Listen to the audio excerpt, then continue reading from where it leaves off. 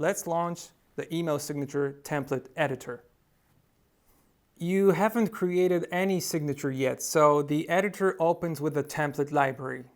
There are plenty of professional signature layouts here to choose from. Just click a template and you're able to quickly customize it. You can remove the fields you know you don't need. Don't worry, you can always add them on your own later.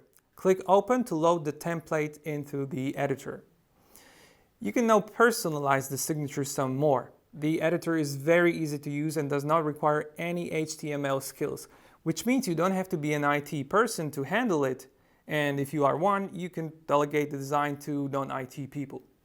As you can see, the signature already includes placeholders that will be automatically replaced with sender's info from Azure Active Directory when an email is sent.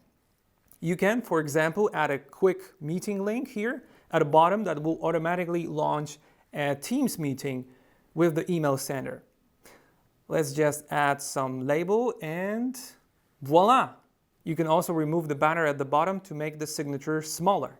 Okay, perfect. Let's replace the default logo with yours. Just select it and go to the Picture tab to insert another logo from a local file. And the best part is the logo will be embedded, so it will always be visible to email recipients. You're not limited to signature here. You can go to the Email Layout tab to add an email header or side banners, or see how these sections appear in a sample email conversation.